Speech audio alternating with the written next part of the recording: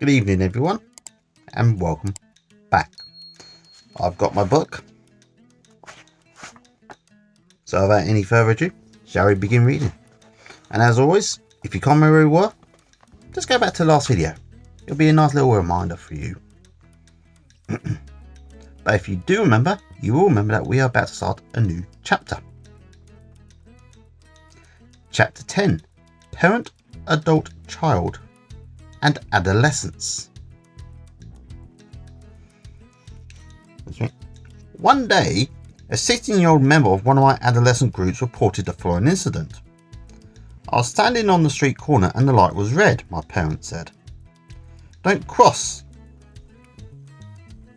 Oh no, sorry. I'm being a bit silly here. Let's start that bit again. I was standing on the street corner and the light was red. My parents said, don't cross. My child said, go ahead anyway. And while I was debating what to do, the light turned green. Now, in the United States of America, where this book was written,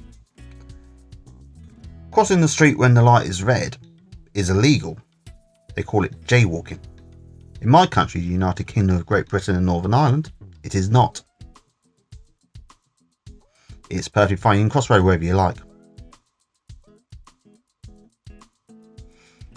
Just for some context, in case you didn't understand why it mattered. Well, of course, though, when you are crossing the road, it is recommended that you do use a traffic light, or that you use the permitted crossing areas and wait for the green light to come on, or the green man, I think most places call it. Because you see, like a red person, that's just standing there indicating that you should stop. And when you can walk, you get like a walking icon. Otherwise known as the green man, or the green person really. So it could be a woman. Women could cross the street too. Back to the book. The years of adolescence are like this. Teenagers are confronted with big and little decisions. Yet often they seem to have to wait for circumstances to make their decisions for them, because they are not really free to decide for themselves. Their brain is nearing its prime development. The body is mature, but legally and economically they are dependent, and their attempts at emancipated action are frequently undercut by realising that they can't really make their own decisions anyway. So what's the use of making good decisions? They feel they may as well drift along through adolescence and wait for the light to turn green. The adult does not develop under these circumstances. Suddenly, when they are legally emancipated, they feel adrift. They don't know what they want to do, and many of them pass on hoping something will happen. Someone will come along. Somehow, something will turn on them. Yet at this point, 1/4 of their life has passed.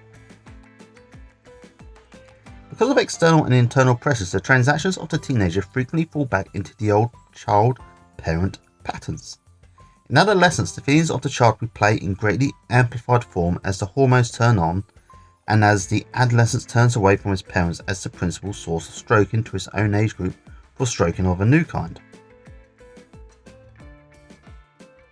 The not okay tapes come on with increasing frequency, but the coping techniques learned in childhood to minimise the not okay now can be dangerous. The seductive cuteness of the little girl must now be brought under control to guard against new developments, both external and internal. The mindless better boisterousness of the little boy must be modified in the name of manners, as the adolescent learns the painful process of self-control. Communication has to be relearned and revised. The adolescent is pushed out on the stage with a new manuscript in his hands which he has never read, and the lines don't come off too well at first. Rather like me sometimes when I read.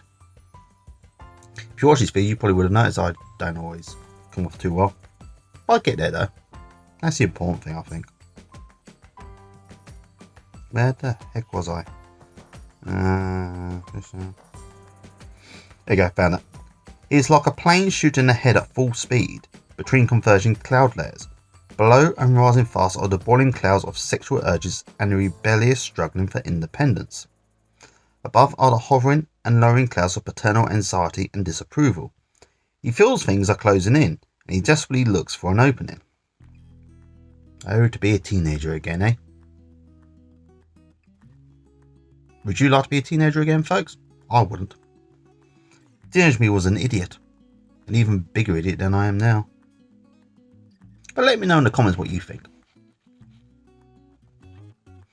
The central difficulty is that he and his parents often are still working under the terms of the old parent-child contract.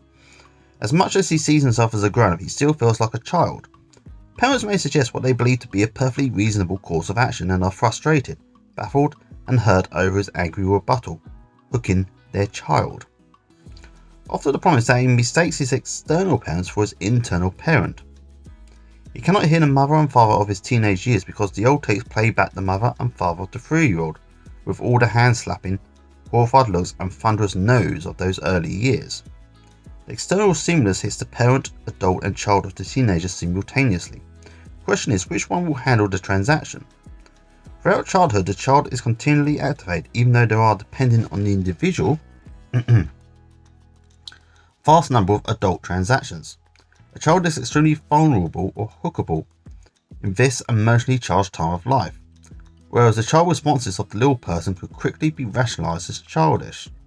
Those same responses now become threatening and disintegrated to the parents. The door slam of the 5-year-old can be rather terrifying as the slammer is a 6-foot-tall 15-year-old. The sulk of the little girl is seen as ugly and infuriating in the teenager. What may have been seen in the little boy as a habit of making up stories appears in the adolescent under the heading of lies. The early recordings are the same. Many of the coping techniques of this child continue in the adolescent years. Bertrand Russell writes of this,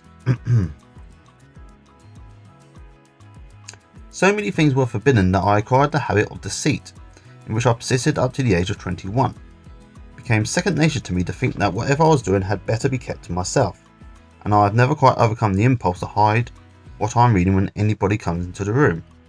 It is only by a certain effort of the will that I can overcome this impulse. See, I get this. Often I'm not always proud of what I'm doing, or what I'm watching, or what I'm reading. Often it takes time for me to admit to people the things I like sometimes. On with the quote. The effort of the will is the adult. The adult can identify the old recordings. It can also recognise the inappropriateness and ineffectiveness of their replay in adolescence. The central need then is to keep the adult in control of this adult-sized body, so that the realities in the present gain priority over the realities of the past. What constitutes the central work of treatment is the freeing up of the adult in both the teenager and his parents in order that an adult-adult contract may be drawn. Without an emancipated adult, life is an unbearable double bind for both. The problem of the adolescent is that inside he has a strong trouble-making parent, and he is forced to live in the setting in which the parent developed, where the parent within is reinforced by the parents without. Parents become threatened and fearful. They find themselves turning more and more frequently to their own parent for grandparent solutions, which can be as inadequate as trying to make a jet plane run with hay. Both the parents and the teenager are so threatened that the adult is decommissioned in both.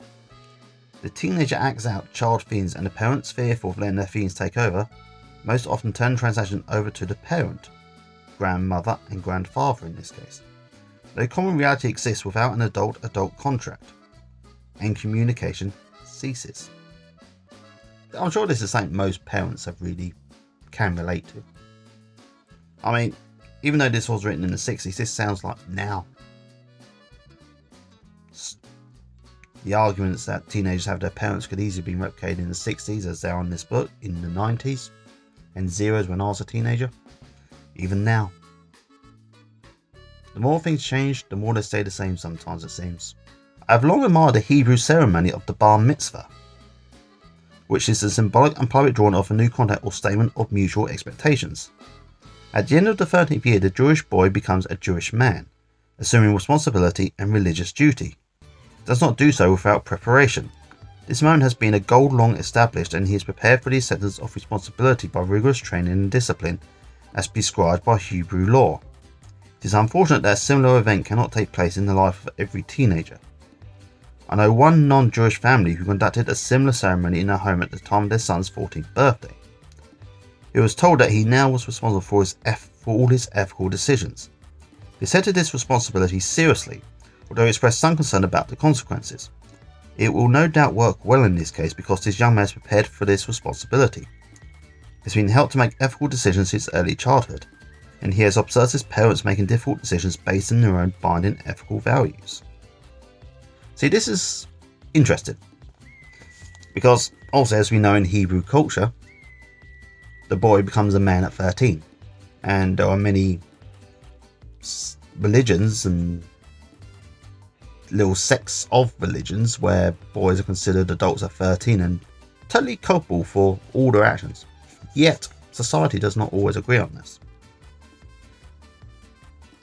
And that is because, if you notice, when you're 13, you're still at school, which is something, which I think is necessary because 13 is still not mature enough for that thing.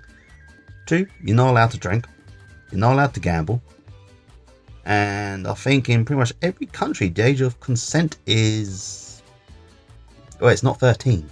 I'm pretty certain of that. And you can't get married at 13. I think there's probably one or two countries where you can, but I don't think actually. But yeah, as I was saying before I get wrapped up in my own little thoughts, I'll say something worth thinking about. That society and people in general cannot actually agree when someone becomes a full adult. Because another thing to remember is that at the age of 13, even though this book says, the Hebrew community says that a boy is a man at 13 and thus capable of all ethical decisions, if they were to commit a serious crime, they would not be tried as an adult. That's another thing to think about. Think about it, people, alright? I'm going to get on the book now. I have opinions and things, but I'm not 100% sure on it all, you know? So I'm not going to say too much. But it's worth thinking about, though.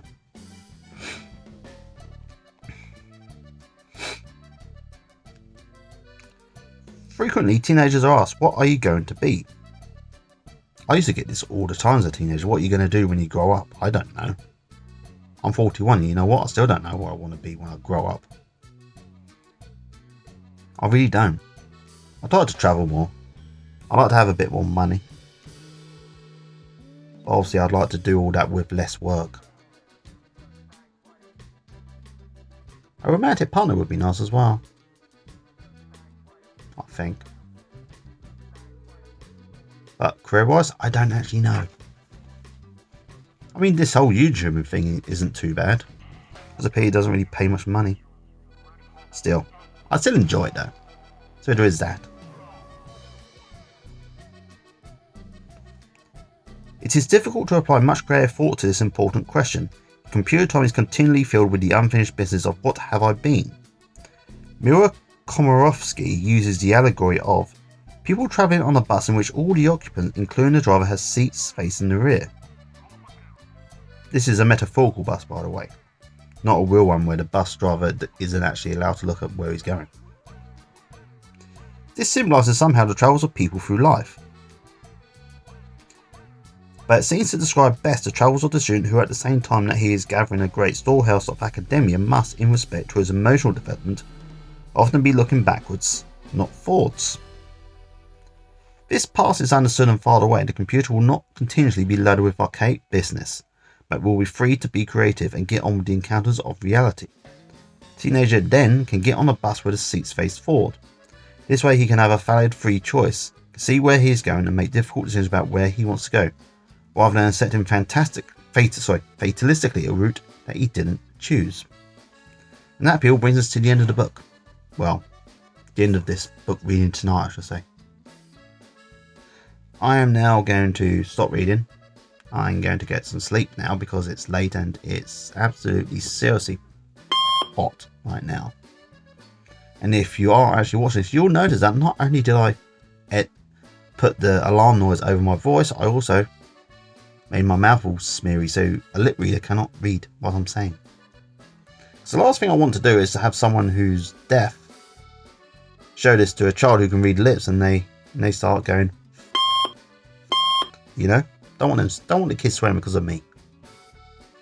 You know? I mean, kids probably know swear words now, probably much earlier than what I did. But still, I ain't getting in trouble for saying like that. But I suppose really I probably wouldn't really get in trouble, I'd just have some angry parent. Still, that's not for me to get into. And I'm going to stop now because I'm babbling as I always do. So, good night everyone. Try to stay cool, alright, because it's pretty hot at the moment. Bye.